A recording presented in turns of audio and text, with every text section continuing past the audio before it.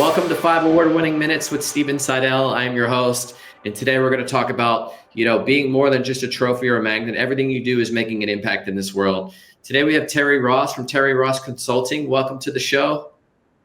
Hey, Stephen. Thank you so much for having me. Excited to be here.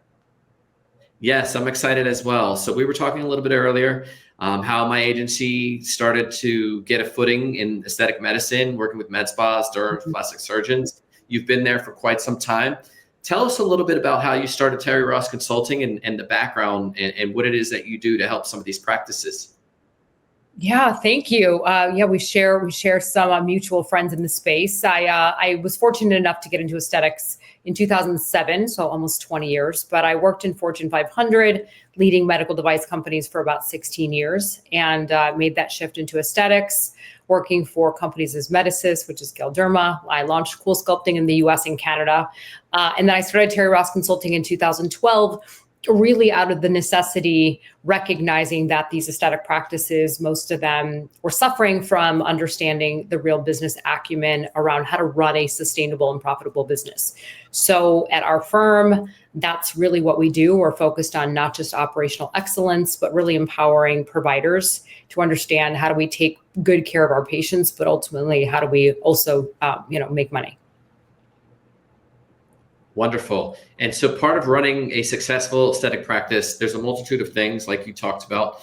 There's the operations component, there's the internal marketing, there's the external marketing. What would you say is the most important thing for somebody who's opening up their first med spa? Maybe they're an injector and they're saying, hey, I'm going to open up, I'm going to be a solopreneur and have my own spa. What would you say is the most important thing for them to realize when they begin to take that next step?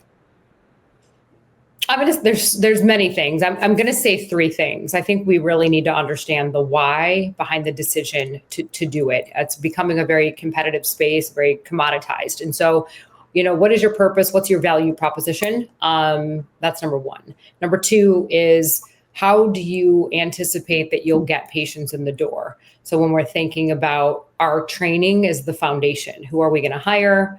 What skills do you want them to have? How are we going to compensate them? What are their motivating factors to work within a practice?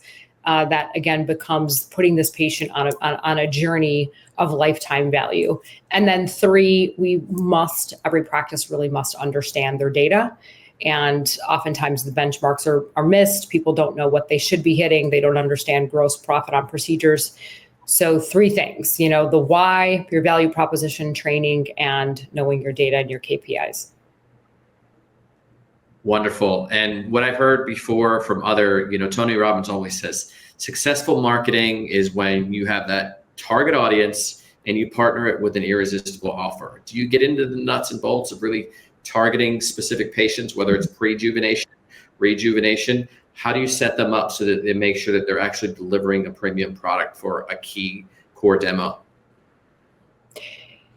A great question. I think, look, the age demographic of people wanting non-surgical aesthetic procedures or even surgery is now becoming much lower. Men are growing at a high population. I think the issue is that there's still a small penetration of aesthetic patients coming in the door. However, every practice is craving and constantly wanting more new people. But yet, if you've been in business for 3+ years, you're not nurturing the ones that you have. So this is less tactical about the right offer. It's understanding what do you do injectables, neurotoxins, lasers, body contouring, whatever it is, what do you offer? Because at the end of the day, this is where it's a commoditized. Most aesthetic practices are doing the same thing. It's why are patients going to choose you and why are they going to stay with you? We're not in the discounting business. These are medical procedures. So what is the value proposition around how good are you as a provider to give that patient the best outcome and experience when they come in? Great. We have about 1 minute left, but I'd love for you to just briefly touch on where you see the state of the industry of what's next, whether it's skincare, whether it's future medical procedures, payment plans, you name it. What do you see is next on the horizon when it comes to aesthetic medicine?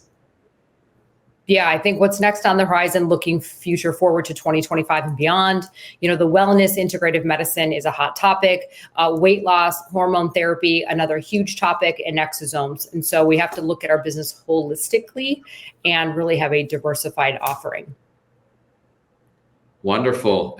You speaking to GLP-1. Well, you're one of a kind, and I appreciate you joining. Terri, thank you so much for coming on. If you want to learn more about Terri Ross and Terri Ross Consulting, you can go to Daily News Network. Terri, thank you so much for joining. Well, thanks for having me, Stephen. Take care.